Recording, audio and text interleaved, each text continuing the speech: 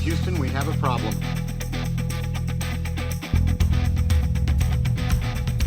Give me all you got! But what I do have are a very particular set of skills. Give me back my gun! I didn't kill my wife! I don't care! The inconveniences, that's what scared me the most. The convenient inconveniences. That's the scariest thing about this movie. The fact that they changed out all the pieces of Monopoly but still kept the dice. The piece that could easily roll off that stupid little fucking piece of cloth you've got. The noisiest piece you keep. And the noisiest fucking board game too. You're telling me a heated game of Monopoly doesn't have you shouting? Just bullshit. Just a movie full of God. I hate them, but I bet you CinemaSins had a field day with this. Okay, so who's your favorite? Which ASL, which movie with heavily featured ASL is your favorite? A Quiet Place or Coda? Oh. Do I have to pick one? You have to pick one right now. Gun to your head. I guess A Quiet Place. I liked Coda. I thought Coda was like a warm hug. Look, Coda's not bad. I'm never gonna watch it again. I love it. First of all, I love it for spite because I think Coda was Amazon's first Oscar, and Netflix Apple. still doesn't have an Oscar. Or is that Apple? It was Apple. Apple. I'm Apple. sorry, but it was Apple's first. Yeah, and only. I love that. Yeah, that one, and then Apple's Play the following year. So wait, was Coda last year? Or 2 years ago now at this point. Yeah, I think it was 20. And now Apple, 2 years. And now Apple has tried with Killers of the Flower Moon, and like you would think Killers of the Flower Moon would be the better chance Then Coda. Yeah, well. And it didn't. I don't think it won anything. It didn't win. Didn't win a single thing, which is because best actress was an upset. Fucking crime against humanity. I don't know. I liked Poor Things. No, that it didn't win anything is a crime against humanity. Oh. I think I thought is it Emily Stone now? She likes to go by Emily. Is she going by Emily now? I know Emily's her real name.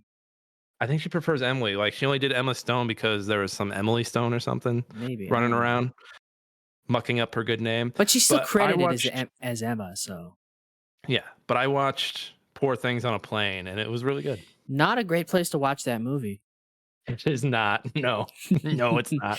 I have a tact to watch things and play things on the plane that I shouldn't. I played Slay the Princess on a flight to Austin last year. And there's a scene in that game where the princess cuts her own head off.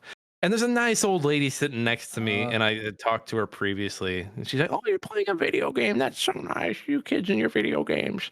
And then I'm watching this princess cut her head off. And so was she. And I'm like, oh, no. When I saw Poor Things, I saw it in the theaters. And right in front of me was an old couple. And when they walked in, I was like, do you know what movie you're about to see? Did they stay through the whole thing? They did. So I will say, with me watching Poor Things on the plane, I was in the very back row. That's good. And there was no one sitting by me. So I was like off in the corner by myself, not having to worry about anyone seeing what I was watching. Okay, that's good. And it was the weekend of the Oscars. So I was like, I at least want to watch this one before whatever's going to happen happens. And so it was really cool to watch her win right after watching that movie. And there's a scene from that movie that still sticks in my head where she's having sex with a father, and the father brought his boys along to the whorehouse. Yes, I remember this scene. It's like the one scene that sticks, and they're basically just giving them an anatomy lesson as he's fucking her. And I love that in the same year that Barbie comes out, people see Poor Things and they think it's like this terrible movie that objectifies women, when in fact it does Barbie's message better than Barbie does. Oh, I said what I said. I said what I said. I'm sorry. You're not I- the first. You're not the first person to say that. When I it know, came when but it came out, everyone was saying this is Barbie for the freaks. I like that. I like that one better. Yeah. I watched Barbie at home, and maybe maybe it's one of those things where I had to like get swept up in Barbenheimer like everybody else. But I didn't. I didn't go see it in theaters. I have kids. I couldn't afford the time or the money at the time.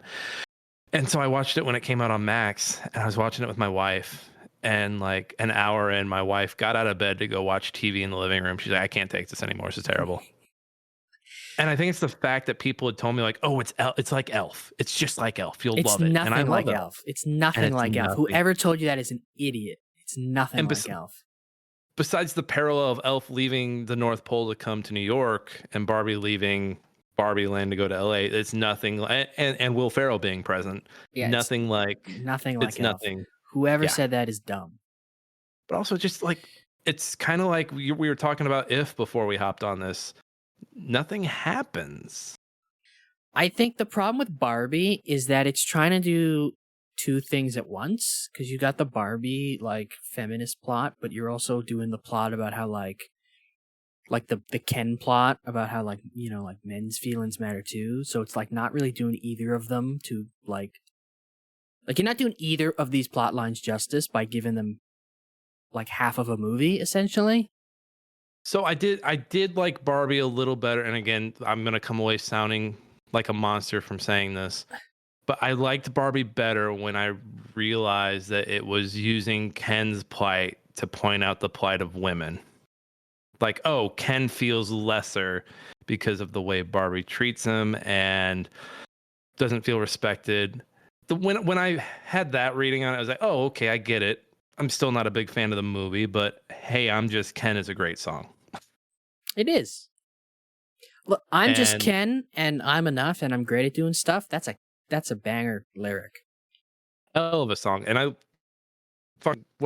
who is that? That's not Gosling? Gosling's amazing. Do Nice Guys too, Gosling. And Shane Black, if you're listening. Somebody fun Nice Guys too. That's if you can take anything away from this podcast episode about A Quiet Place, it's that they should make the Nice Guys too. Get Kurt Russell back to work, everybody. Yeah, I don't want him. I fatter don't want than him. ever. I don't want him anywhere near another goddamn Marvel movie. Get him in Nice Guys 2 stat. You And said you know what? You said as he's been trapped in Marvel. He was in one Marvel movie for 10 minutes. He's trapped. No, and you know what? You can explain the weight gain. It's already planned perfectly. The first movie he drinks that yoo-hoo from that one little girl. He takes the yoo-hoo. Too many yoo-hoos. He's been yoo-hooing it up between the sequels. Well, he was already getting pudgy in that movie to begin with, right? That was like the beginning of like Fat Crow, the Fat Crow era, which is a great era. It's a great era. But yeah, you can explain it. Set the movie 10 years in the future. The daughter's a great character. I thought she was like one of the best parts of that movie because I know we're jumping movies, but we'll get to A Quiet Place here in a minute. But there's a scene where they're at the porn party and the porn star is watching porn with her. Don't say anal. Just don't say and stuff. Just say they're doing anal. We were doing anal and stuff. And she takes the lesson she learned from her dad. Like, don't say and stuff. Just say anal. Oh. And I was like, she's going to be a fucking star, man. That was hilarious. And that delivery was amazing. That whole movie is incredible. I haven't watched that movie in a while. I could do a whole podcast on it right now. We were talking movies for the next wheel. That should definitely go on the next wheel. Yes. What a picture. There's just something about movies that like kind of deal with the automotive industry in Detroit. That movie bombed, but when I saw that movie in theaters opening weekend, it was like nothing but like old people, and that's when I knew this is going to be a banger. Old people know. Old people know. Old people only have so much time on this earth, and when they show up to a movie, you know it's going to be good.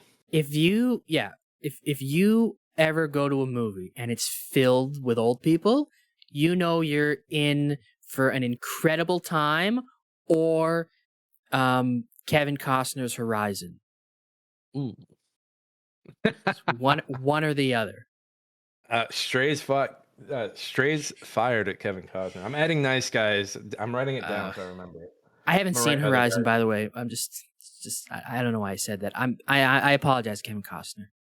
I'm adding Horizon to the list as well for potential movies on the new wheel. That is a dad movie. Just out of spite. It is a dad movie. We're gonna have to add Megalopolis. God damn it! I'm writing it down. Oh no. I have Megalopolis written down on my list. So will that movie have a special feature where it's like, hey, if you want to get up in front of your TV now and be the person that talks to the guy? Oh God, I don't even want to talk about that movie until I see it and we can talk about it on this podcast. Only thing I've seen are the Adam Driver scenes where he's like, in the club. Oh, yep. I saw someone. I saw another podcaster I follow. Tweet a description of it. He called it Francis Ford Coppola's Duke Nukem Forever. But you know what? It's out, it's done, and now he can start working on whatever's next. Yeah, which hopefully isn't a movie. Probably his funeral.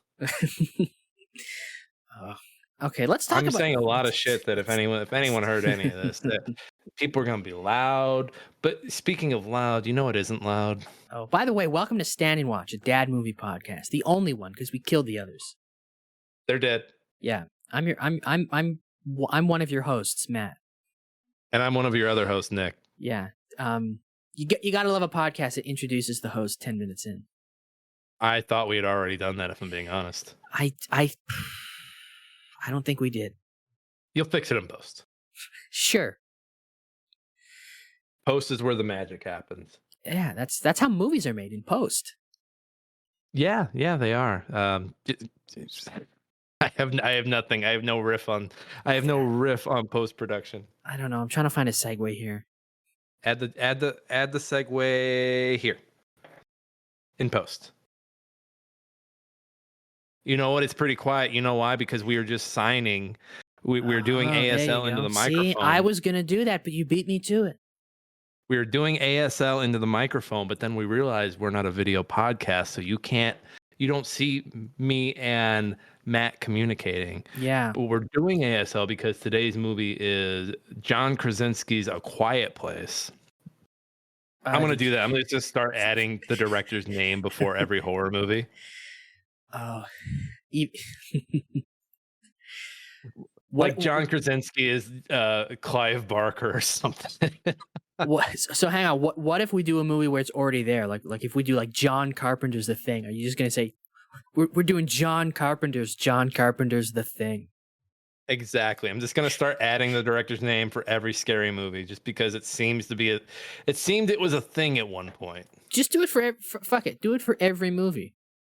You know what? I'm gonna start doing it for every movie.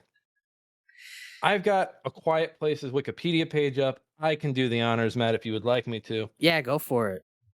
All right. A Quiet Place is a 2018 American post-apocalyptic horror film directed by John Krasinski.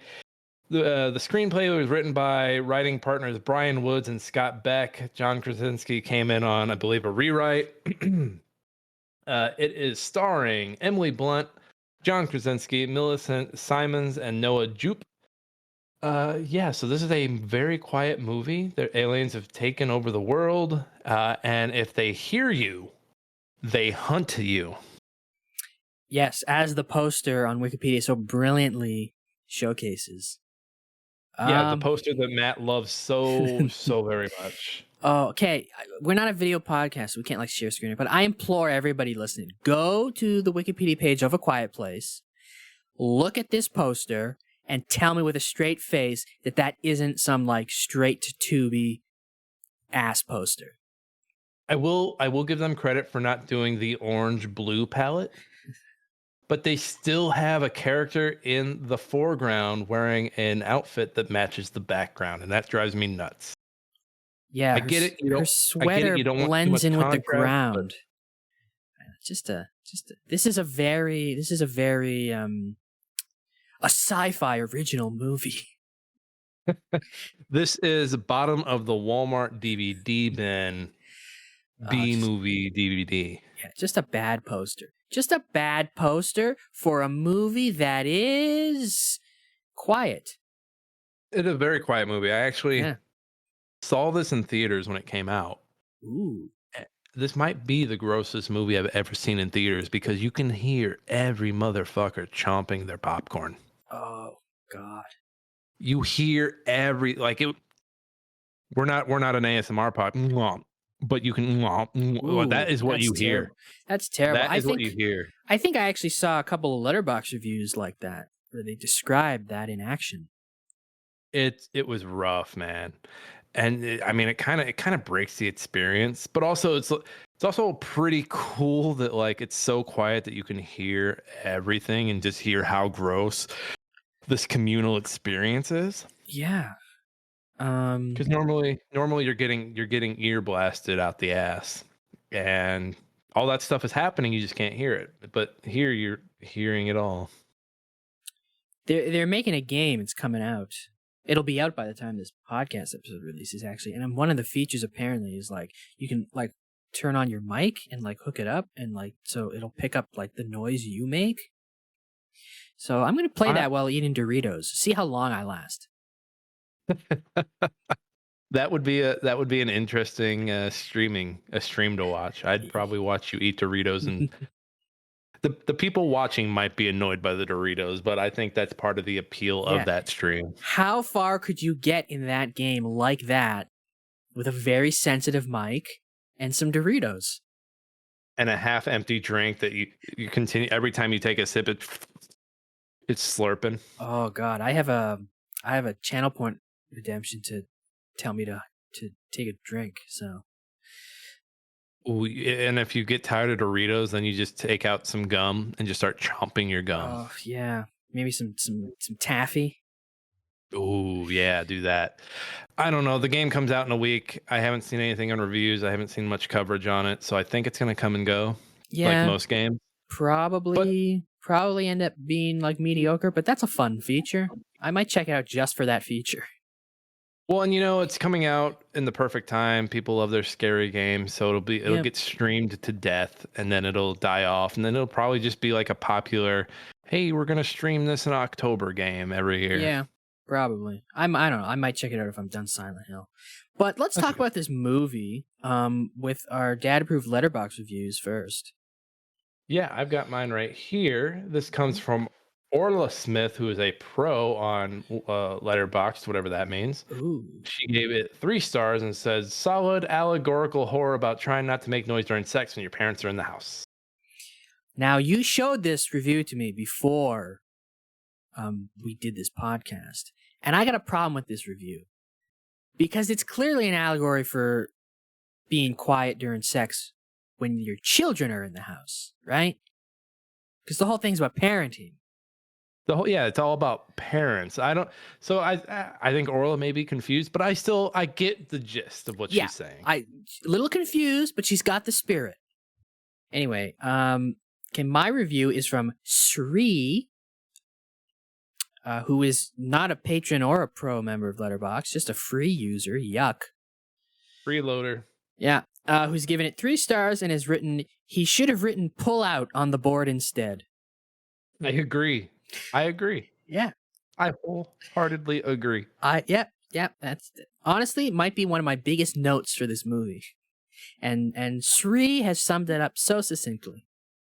Do we just want to go ahead and hop into our criticism sandwich? Yeah, that's literally the next segment. Yeah, I know, but I was going to segment. make a bunch of dumb jokes, but I was like, I want to get to this. I love this concept. This is a good concept. It is a good concept. I think I'm forgetting the child actor's name. Here it is. It is Millicent Simmonds. I think she's going to be great. Simmons. I'm sorry. Is it Simmons? I don't know. It's one or the other. Kind of like Almond Simmons, maybe. Simmons? Simmons, maybe. She was in this and the sequel. She's got a few other movies. I don't know if she's been in any TV, but she's great. I think she's going to be great in anything that she gets put in, honestly. I want your opinion on this because I watched this movie with my sister, and during like halfway through the movie, she hit me with this, and I want to know if you agree. She goes, the little girl looks like Dustin from Stranger Things. Yeah, she does. I agree. Okay.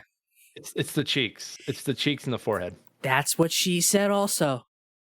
It's the cheeks. And that's really it. I believe she is where is it?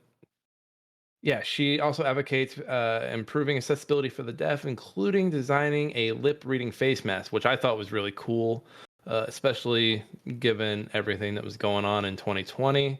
Like a COVID face mask Yeah, COVID face mask. that you And can lip read through? yeah. That's cool. And I mean, she's not the coda of a family. I think she's actually deaf, if I remember correctly, or hard of hearing. I forget the correct verbiage here. An accidental no, medication overdose caused permanent hearing loss for her. That's what her Wikipedia says. Yeah, but I think she's great. I think put her in more stuff. I think if she were in coda, we'd be looking at an Oscar-nominated actress. Ooh, those are big words. Yeah, I think she's great. Normally kid actors, I'm just like, get them the fuck out of here. Like, get back to the adults who like know what the fuck they're doing. Noah too. Yeah, Noah is. I think everybody in this movie is good. I think if there's one like consistently great thing about this movie, it's the acting. I don't know with Krasinski. I think he gets a little hammy with like the placing of his finger over his lips every few minutes. It's Yeah, but I don't know. like it got to the point. I think there's a point where the old man is getting ready to scream and he goes to put the finger over his face and he like just about hits his nose. Yeah, but is that a problem? Is that a problem with him or is that a problem with his nose? No, that's no. Like you've lived in this world for a year. You're telling me you can't find your fucking lips to put your finger over your lips. I mean, everybody's been living in this world for a year. Do you even have to shush this man? He's getting ready to scream. Yeah, you apparently do. Yeah, but like, what's you shushing him gonna do? Nothing.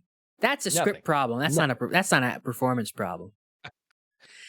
No, I do agree. The acting is solid through and through. I do like the monster design. Really? I like the monster design. It's simple. I wish it was a little more practical effects instead of the CGI. But the budget for this was like what, 30 million? No, I'm sorry, 17 million. Was it only? Okay, yeah. It was essentially a shoestring budget. Yeah, like 17 million. I mean, I don't hate the design, but I don't know. I found it kind of boring. I like it. I think it's simple. I think giving them long arms is cool. Makes them terrifying hunters. The first time you see one, it's a fucking gut punch because it's killing a child. Yeah. I like when the first time you see it, I think it works better because you barely see it. Maybe that's why I don't like it. They show it too much. I'm gonna say something that's gonna be like, people are gonna be like, that guy's fucking crazy. That guy's fucking stupid. I think the first time you see one of these is right up there with the chest burster scene. Really? Just from a shocking standpoint, I think the chest burster is like an all-timer and it's going to be nearly untouched for the rest of our lives. When you say first time, do you mean when he swipes the child, or do you when he swipes the child? You see him jump up and swipe the child. Like that. No, that's a good scene. Oh. That's a good scene. I think I like the way these look better when you don't see them fully. Mm-hmm. But the more I see of it, the more I don't like it. Well, and that's one of my issues with the film, and I'll save it for the meat of the sandwich. Okay. I like them, and I like how sparing that you see them. I just wish there was a little more on the practical effects side, just because I don't think there's any practical effects that go into the monsters. I could be wrong though. I don't think so. I think the sequel has like one or two scenes where they're practical, but it seemed like it was fully CG. I mean, I don't know. I guess maybe like parts when they were like stalking around in like the background. It's a bummer because some of the best aliens or monsters in movies come from practical effects like Aliens, The Thing, some of my favorites. And I just wish they were a little more practical. Also, I mean, I guess I could save it. I don't want to rush into more positives because the movie's only an hour and a half, which is also another positive. Yes, it is. It breezes by, which is nice. We've said this on the show before. If you're 90 minutes, it's automatic 3 stars.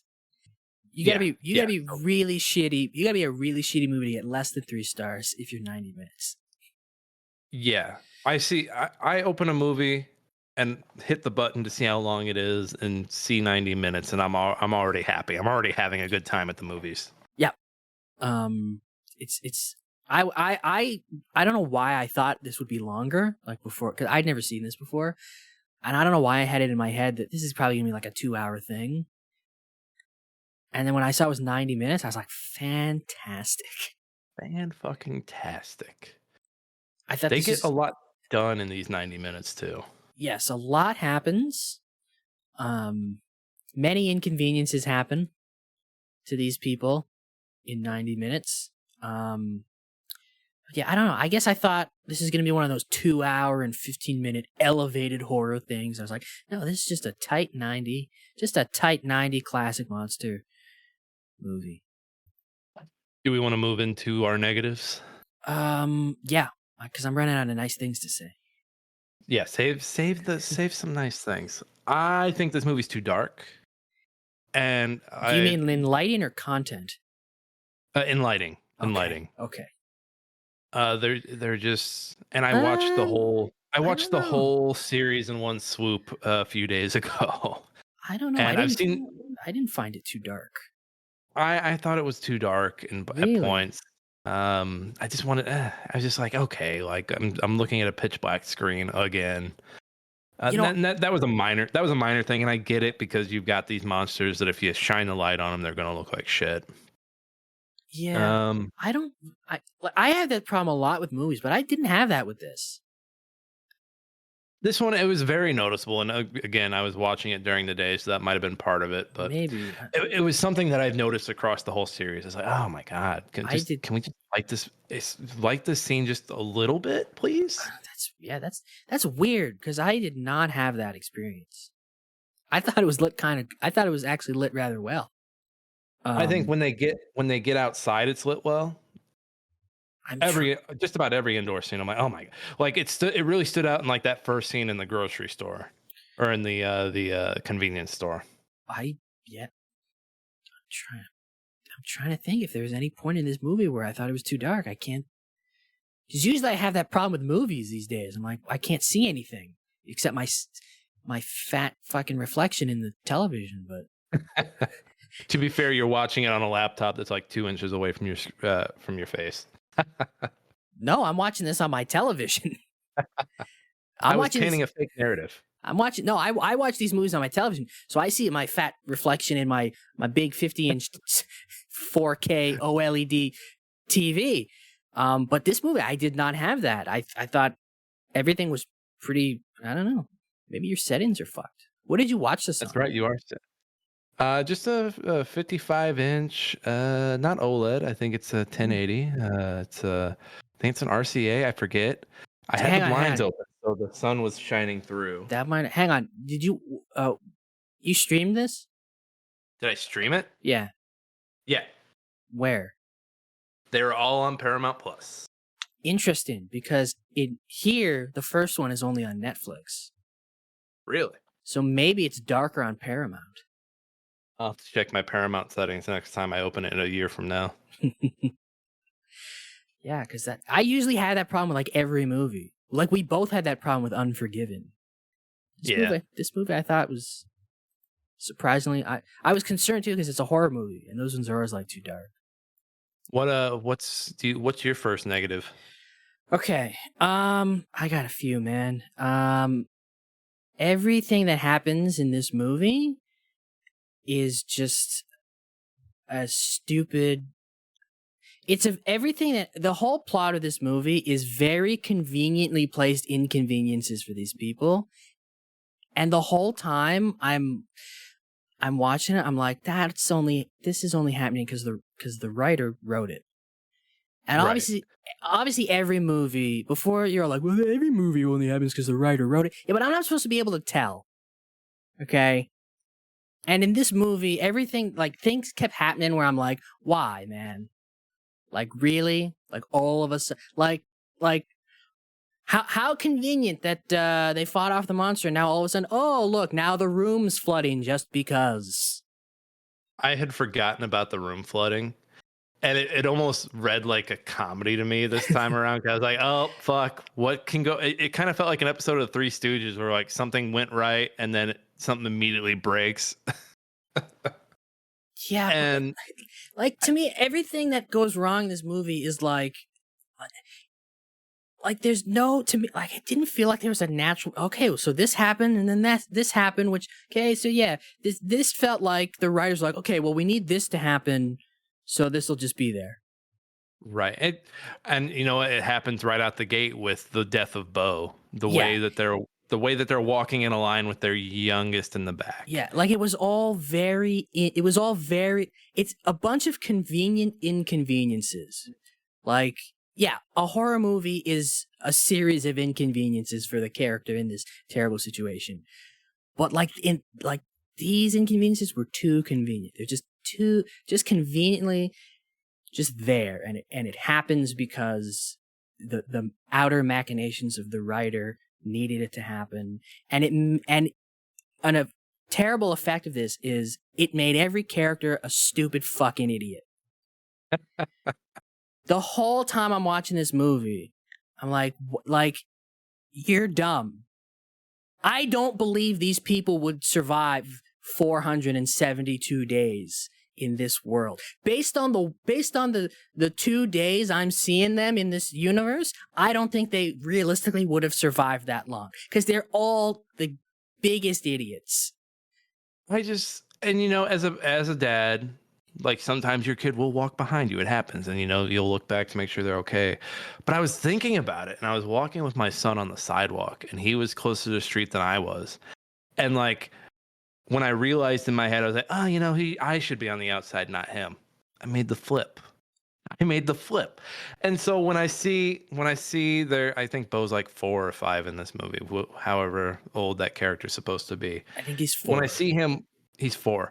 When I see him in the back, and then you've got your daughter in front of him who has hearing loss and can't hear anything. And then you've got the mom carrying the sick boy, and then you've got John Krasinski up front. I'm like, what is this fucking lineup? What, like dad's leading the way, and then you've got little baby Bo in the back. How does that make sense? None of it just it's just a movie full of people making the stupidest possible decision because they have to or there's no movie. Like I don't care that you're a child, okay? You should know if you're living in this universe, don't give your little brother that fucking toy. Or if you're gonna give him the toy, take the batteries away, you dumbass. Even then, like I've seen toys like that where like they have a demo mode. Like at near the end of the movie, she cuts the wire on it and puts it up to where like it still lights up but it doesn't sound. Yeah, and like Put okay, that wire at the beginning of the movie. Cut like, it. Cut it. Like, okay, sure, you're deaf. You can't hear the toy. You know your dad just said you can't have this toy. It's too noisy. So why are you giving it to your little brother, you stupid idiot, right? And this fucking other kid who's like afraid to like go fishing with his dad because no, they'll hear us and kill us. So he's afraid that any noise he makes will cause him death. So logically, when he sees a monster, what does he do? He runs into the corn maze, the loudest place you could possibly run. I've got some beefs on the way the kids feel after that death. But before I get to those, is John Krasinski yelling in ASL? Like, is that? Because like the scene where he pulls the batteries and like it just I don't know because. So my issue with the way the kids are acting, like, yeah, they're afraid of dying because of the way their brother died. But the way they're acting towards John Krasinski, towards John's character, which I believe fuck. I don't even know when they say each other's names to tell us what their names are. I don't know if they ever do. John Krasinski is Lee. Not that they ever told you at any point. But the way they act after that time hop, it seems like John Krasinski's kind of sheltered himself away from them, or he's become a shouty dad. Because when the son doesn't want to go, when Noah Jupe's character doesn't want to go fishing, I got that vibe. Like the way he acts, like, no, I don't want to go. Don't make me go. Like it feels like he's more afraid of spending time with his dad than he is of the monsters. That was my reading on it. Look, I know everybody in a horror movie is an idiot. I know that going into a horror movie. But here's the thing. At a certain level of idiocy, you've gone too far, right? I can forgive, right? Like everybody's going to be in a horror movie and they're going to go into the basement and go, is anybody there? I can forgive that idiocy, right? You have to be able to forgive a certain amount of idiocy in a horror movie. But when they're this stupid, how dumb do you have to be to have a baby, the loudest version of a human in this universe? You have to be the biggest fucking idiot that's ever lived, right? And, okay, You live in this house, you don't wear shoes because they make noise, so you walk around barefoot, you have a set of wooden stairs with a nail hanging out of it, you're walking up this wooden set of stairs with a nail, your laundry bag, whatever the fuck you're carrying, gets caught on the nail. You don't think to go check the nail? See, I should deal with that nail. Fucking idiots. But when it caught, was she aware that it was caught? I don't think she was. She was aware because it got stuck. She pulled it out. Right? But no, even, I get stuck on stuff and like I don't look back at the nail. I'm just like, oh, I got stuck on a nail that was sticking out a little bit. That was like a 3-inch long nail. You're gonna notice that unless you're stupid or the writers don't want you to because they got to set up Chekhov's nail. And back to the stupid kids. I know she's a child, but like, how convenient that 5 minutes after her father was killed, she discovers she can take her hearing aid off and still emit the loud sound that drives the aliens away. Yeah, Dad didn't have to die. Right? She knew she could do that when they murked him, but she took it off because it was too loud for her. That's okay. She turned it off because it was too loud for her. The frequency was too loud. But like the whole time I'm shouting, take the fucking thing off and keep the sound on, you dumbass. She doesn't do it. Her dad gets killed. 10 minutes later, out of nowhere, she decides, I can do this actually. You killed your brother, you killed your father, you dumbass. I've no sympathy for this family. Except maybe Emily Blunt. But that's just because she's Emily Blunt. She gave birth in a bathtub.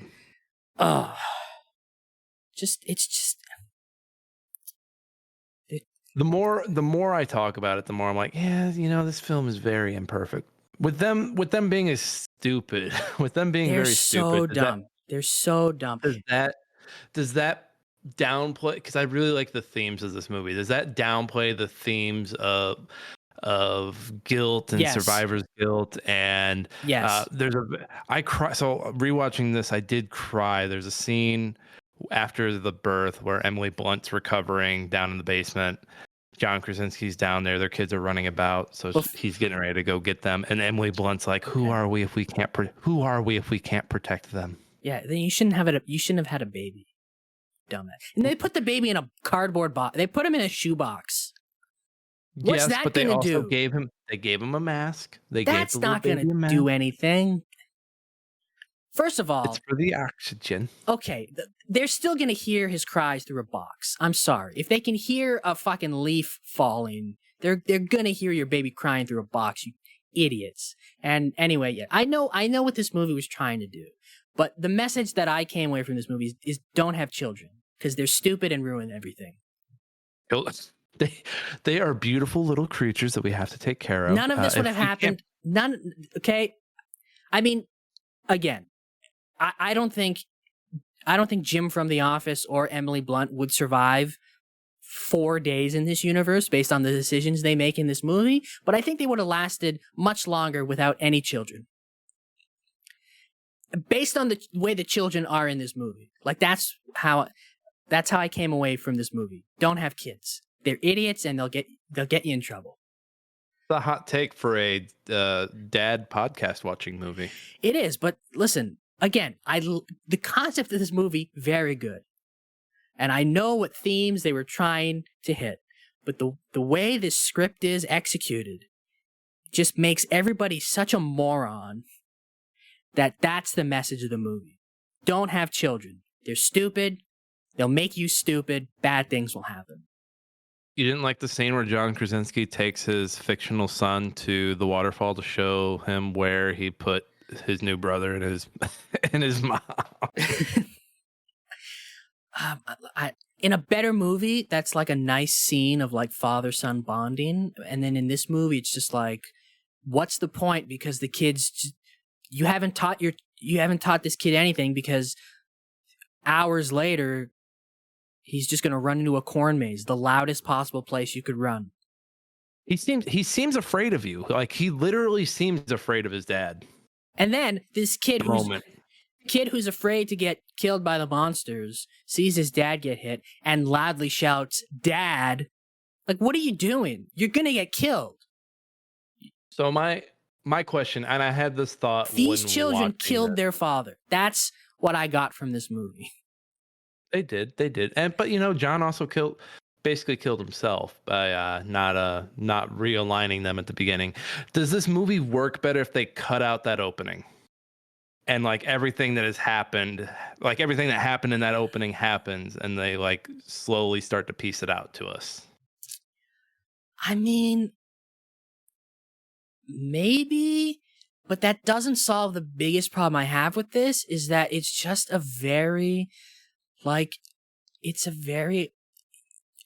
it's like, when I'm watching a movie, I shouldn't be able to see the blocks being built. And I'm watching this movie and that's all I'm seeing. And the side effect of that is that it makes everyone the biggest moron I've ever seen in a movie. And we just talked about Burn After Reading like 2 weeks ago. They were the good kind of idiots. Yeah. Like I think they're idiots. And they're not supposed to be idiots, but they're idiots because like all I see when I watch this movie is I can see the writers piecing out like what needs to happen and what's going to happen. And it's just like, I don't need to, the viewer should never be able to be like, oh, okay, this is what they're doing. This happens because. I didn't like the old man yelling either. It felt like, we need this lady's old. Yeah, it's the plot. It's just like you said, you feel the pieces being put there by the writers instead of it playing out naturally. They come across this old man standing over this old lady who's been ripped to shreds by the monsters, assumedly. Yeah.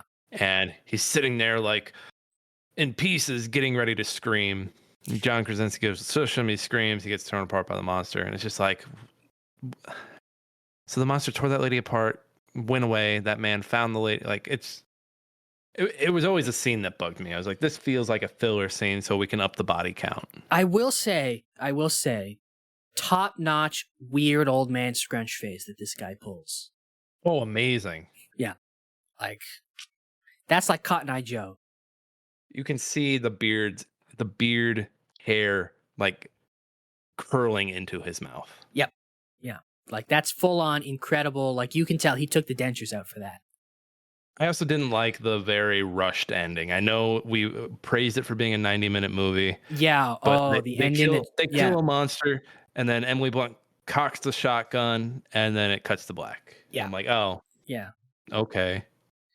I was also not a fan of that. Okay, so you've killed one. It took how many bullets in your shotgun? Now there's like 50 of them coming. So what? Like, you think you Matt, I'm going to correct you. The exposition whiteboard says 3 in the area. There was more than 3 on those screens, buddy. The exposition whiteboard says 3. It said it right next to the weakness ? Yeah, she cocks her shotgun like what? It's going to be Doom now? I don't think so. Matt, I'm just telling you, the exposition whiteboard's not wrong. Oh, yeah, I didn't like the ending either. Yeah, it ended and I was like, okay then. It was very anticlimactic, which is Right. it's a weird way to describe an ending where like Emily Blunt cocks a shotgun ready to like take on like dozens of aliens, but it was very anticlimactic, like because I don't you know what, I hate to bring this back to Burn After Reading, but I feel like with that ending it's like, well, what did we learn here? I don't know. I think it's the movie circling back on its theme of who are we if we can't protect them. And so John Krasinski gets that moment by doing the ultimate sacrifice that again wasn't totally necessary if everyone had acted smart. But so John Krasinski gets that moment, and then I guess the movie wanted to give Emily Blunt her moment, and that was her moment. Which it doesn't feel like a fair trade because you're losing half of the parents that you had, and the trade-off is one monster with two more coming in. But we don't get to see the other two. Yeah, and I'm almost positive there was more than two. The exposition whiteboard says 3. Okay, I'm sorry, Matt. I'm almost positive there was like 5 on that screen, or maybe I hallucinated it because I was pretending it was a better movie. Mm-hmm. Listening to the way you're talking about this one, I do think you'd like the second one better. Really? Because there's a character that kind of calls out how stupid some of these characters are being. Is that Cillian Murphy's character? It is Cillian Murphy's character. Oh, that's fun. Yeah, I'm. Okay. Do you have anything else you disliked, or do you want to start talking about likes again? We can do more likes. I feel like Okay. we've poopied enough. Yeah. Okay. I just so it doesn't seem like I completely hate this movie. I will give credit where credit's due. I think it's very well directed. Kudos to Jim from The Office. Jimmy from The Office. Who knew he knew how to work a camera? Yeah. He spent so much time looking at it, reacting to the crazy things happening. Turns out he can work it too. For as stupid as these people are, and for however contrived the situations they get themselves into, he directs it in a way that like it's still tense. Like the nail setup is very dumb, but like he sets it up well. It's well shot. You know, when like Emily Blunt's hiding from the monster, like it's a very tense scene. Probably the best scene in the movie, if I'm being honest. Like that's when it becomes like, okay, then this is a monster movie. He is really good with tension.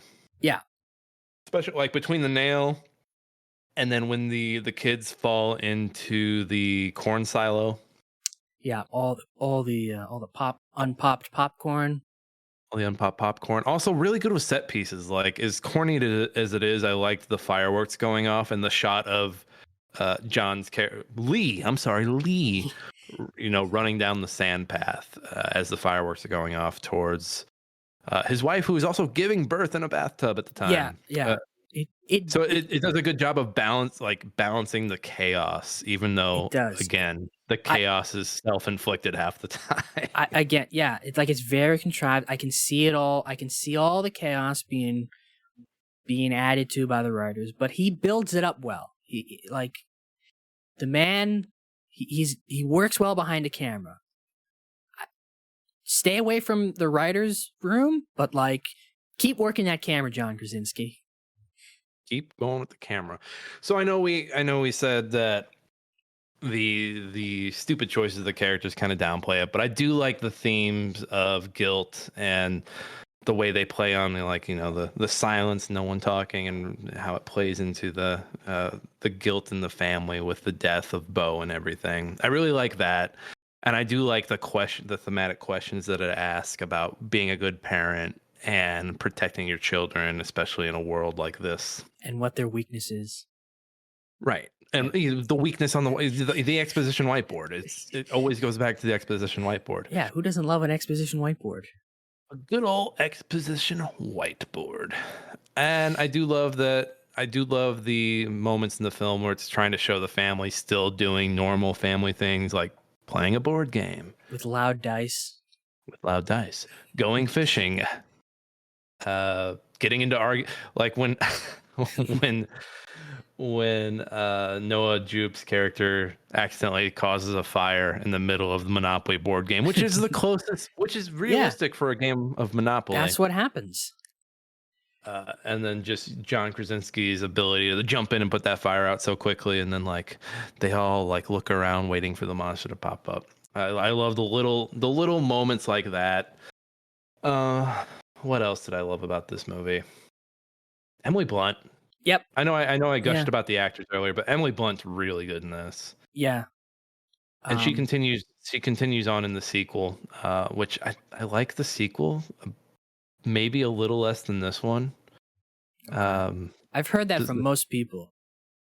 The sequel, I don't want to spoil it for you, but the sequel has this central like set piece that they get way too hyper focused on. And again, there's another moment of a character doing something stupid that no one would ever do that leads to like the dumbest thing ever. God. Well, I can't wait for that. Because I gotta watch the other two now. Put it on the wheel. No, not for the wheel. I'm just I will say I think Day One, the latest movie that just came out this year, probably has the smartest characters in the whole series. Oh, that's fun. Looking forward to that. Emily Blunt is great. That whole from the moment she like steps on the nail to like giving birth in the bathtub, incredible acting, and all with her face too. Like because like obviously she can't talk, so just. Well, even when they get in the basement and they're covered up and she's whispering, like you can feel the weight in her voice. Like she sounds like a woman who just nearly bled out in a bathtub. Yeah. I feel like she's always great in things. I feel like she doesn't get talked about enough as a great actress. And what else is she in? She's in Live, Die, Repeat, or whatever you want to call that movie. It has all these different names. Edge of Tomorrow. Like I know she got Oscar nom for Oppenheimer. She was in Looper. I forget she was in Looper. She's great in Looper. She's great in most things, but I feel like she's not often talked about when people are talking about like if you talk about like who's the best actresses working today. I feel like you've got to put her on that list. She was Juliet in Sherlock Gnomes. Mary Poppins and Mary Poppins Returns, Oppenheimer, like you said. She was in The Fall Guy. She was in The Fall Guy. Let's go back a little bit. She was in the 2011 Muppets. She was in Devil Wears Prada. Devil Wears Prada, Gulliver's Travels, Wild Target, the Wolfman remake. Man, how was that already 14 years ago? Wow. Irresistible, Jane Austen Book Club, Dan in Real Life. I forgot she was in that. Sunshine Cleaning, she was in that one too. Just a great actress. Just like she was in Sicario. Incredible movie. That's got to go on the next wheel. I'm writing it down. Just a very, very good. I'm not a big horror guy, so like a lot of times I'll find like horror performances can be kind of like hokey. But she's just really good. She gives like a really good dramatic performance. Like while she's being chased by a monster after having just stepped on a nail. That's impressive. Anything else nice you want to say about A Quiet Place? Good sound design. Have I said that? Good sound design. It was very quiet, and they used some original soundtrack throughout, and that's all right. Yeah, the soundtrack it's not too foreboding. It's not too overwhelming. But like the sounds, just the actual sounds, very, very. Mm-hmm. Like, cause they got to be quiet. So like when there is a sound, like I appreciated how like every sound was like almost like like a gunshot in a Michael Mann movie. It was just like when he broke the lamp and made the fire. It was just like the loudest like lamp break you've ever heard. Because that could be the death of him, right? Like it makes you jump. Yeah. Every creak, every little sound, like they make it count. They're like, that's very loud. Did the monsters hear it? Oh, we did. Sorry, we did talk about. We've talked about for forever about how dumb the characters are, but I did like how emotionally smart the children characters were. Just like, for example, Noah Jupe's character at the waterfall talking to John Krasinski about how Regan blames herself for everything that happened, and that he needs to she needs to know from John Krasinski that it's not her fault. I mean, even though Matt, you and I know it's really her fault for giving her this toy. But just to have that conversation with your dad that I'm still not fully convinced that he wasn't afraid of.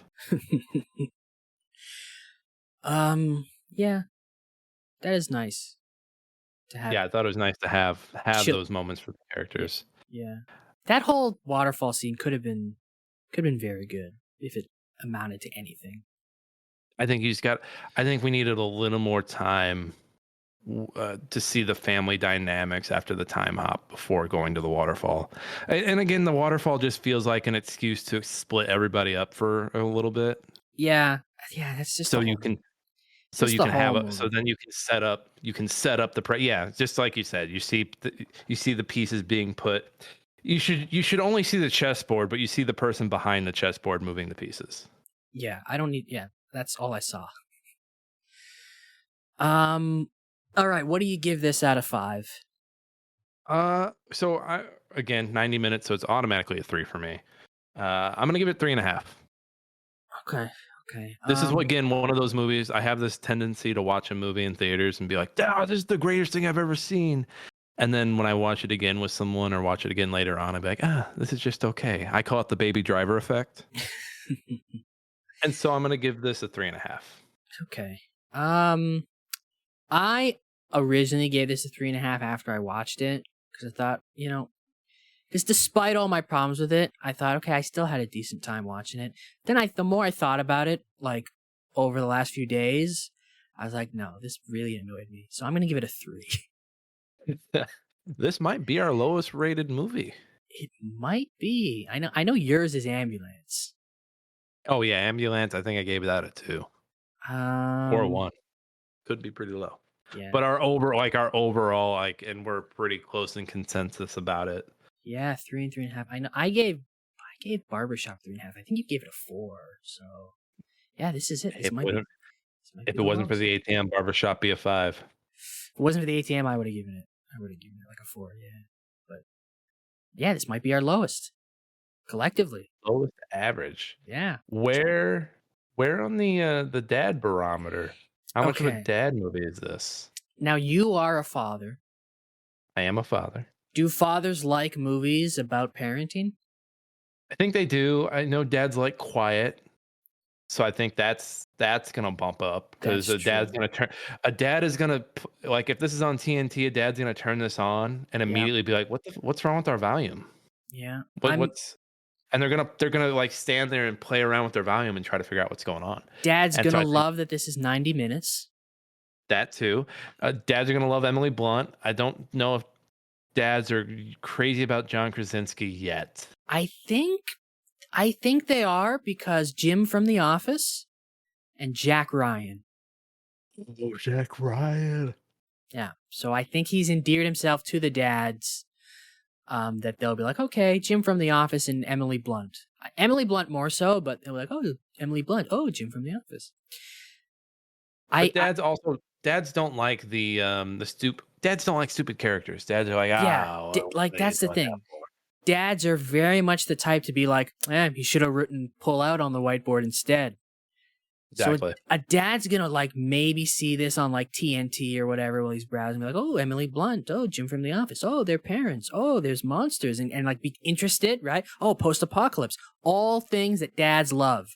And then things will start happening in the movie that dads are just gonna be like, well, why would he do this? And that's going to kill the whole thing, and he's going to change the channel. I think on the dad barometer, I think I'm going to meet this in the middle and give it a 50. Yeah, that sounds about right. That sounds about right. I think it's just the stupid characters are really going to be like, like it's almost it's going to take the dads out of it. Like it's not a dad movie, but like the characters are so dumb that all the dads are going to do are comment out loud, by the way, regardless if there's other people in the room, about why characters are so dumb, and eventually they'll change the channel. But it's also not a Dan movie. So yeah, 50 sounds right. Yeah, I'm kind of disappointed that I came away from this viewing like, oh yeah, this is a very, very flawed movie. Yeah, I don't know, maybe it got overhyped or something, because I was expecting a lot more going into this. I do think it was 2018. I forget exactly what was going on around that time, but it was exciting. I think this and what was the Jordan Peele around Get Out? that time? I think Us. No, it was Us. Oh, was Get it Out Us? was 2016. Oh, So I think this is right around the same time as Us. And so it was just a good time for horror movies, and okay. I think this is like near the start of like the latest wave of horror movies. Yeah, because this got like this was like critically acclaimed. Everybody I know who saw this movie is like, oh, it's so good. So I was like, okay, great, I'll probably like this movie, and it's fine. It's just a reminder that the general public doesn't always have your interests, the best of interest for you or whatever. Yeah, like it's not a bad movie. I know I spent most of this episode shitting on it, but like it's not a bad movie. It's well made. It's well acted. It's just everybody's so dumb. It's a popcorn ass movie. It is, but like here's the thing. I know people say this all the time. Well, plot doesn't really matter that much in the movie, and that's kind of true. But like if your plot is this apparent, and it makes your characters inadvertently dumb, then yeah, it kind of does matter a lot. Yeah, people just, and scary movies have had stupid characters forever. Like Yeah, but it's like I said, it's a degree of stupidity. It hops into a degree of stupidity that I can't get behind, because it's just they're stupid to a comical degree. When these characters know better. As opposed to like, oh, these dumb teenagers, they just humped. They're gonna get killed by Michael Myers. Oh no. Yeah, like they these just went people down that dark alleyway. These people survived 470 days in this universe. They should be smarter than this. They're supposed to be smarter than this. They're presented as smarter than this. But because the plot has to do these things, they can't be. So I don't know. It's disheartening. I know we're disappointed in the movie, but we could get more disappointed if you want to. Oh, we're going to be so disappointed now, because it is time for the negative Nancy's of the week. Yeah, this is where we pull a goof or an error that somebody posted from IMDb. Somebody took the time out of their day to find something in a movie and nitpick it and post about it on IMDb, and people can vote to upvote it or downvote it. And I picked a revealing mistake, and this one says, the corn plants in the fields are green at day 472. This means they were planted in the current season. They have a full silo of corn, so there's no reason they would have needed to plant an entire field of corn to feed their small family. Also, the perfectly aligned rows imply that they were planted by machine, which would have been extremely loud. Get the fuck out of here. I want to punch that person in the face. Get the fuck out of here. Well, first of all, you when it's the apocalypse, you're gonna plant the corn whenever the fuck you can plant the corn. Who cares how much corn you got? Second of all, we don't know what situation they got going on. Lee could be trading corn for like some other shit they need. He probably isn't, because we've determined that he's dumb. But you don't know what they've got set up. They could be trading corn for drinking water. They could be trading corn for not condoms either, because they wouldn't use them. But yeah, get fucked. And they would have had to use machines. Shut up. Shut the fuck up. Why are you watching this movie? Do you know how much free time you have during the apocalypse? Why are you watching this movie and concerned about how they get their corn and the methods by which the corn? Like, come on, man. Fuck off. You have so much free time during the apocalypse. Anyway, I'm speaking from experience. Speaking of someone who has way too much free time on their hands, this person says, the The opening scene takes place on day 89, while the remainder of the film occurs on or after day 472, or 1 year and 18 days later. But days 472 and beyond clearly occur earlier in the fall than day 89. As is noted in the trivia section, the opening scene was filmed last because it required John Krasinski to shave off much of his beard, so it was indeed shot later in the fall. This could have been corrected by changing day 472 to, say, day 442. Go die in a hole. You know how much math they had to do on top of just posting that and pissing me off? Imagine watching a movie, being like, hang on, this takes place 1 year and 18 days after the previous scene, so it should be earlier in the fall. Go die in a hole. You're not watching movies correctly. This guy obviously doesn't believe in climate change. Is a climate change denier because you know what? It's fall right now and I'm sweating my ass off. Oh, fuck. If that's the first thing that pops in your head when you're watching a movie, maybe movies aren't for you. Maybe watch something else. Maybe watch paint dry. Maybe watch the grass grow. But you know what? You might not be able to watch the grass grow because then you'll think about the time the grass didn't grow 89 days earlier when it was fall. Yada, da, da, da, da, da. Shut up. Go die in a hole. I hate these people. I hate these people. You know what They I don't? are the worst. You know what I don't hate? What's that? I don't hate spinning. Spin. That. Wheel. Okay. How many movies are left on the list here? 8 movies are left on the very first dad movie wheel. Man, how many did we start out with? Like 20? 18. Wow. So wait, we've watched 10 films at this point? Yep. It's our 10 film anniversary. Aw.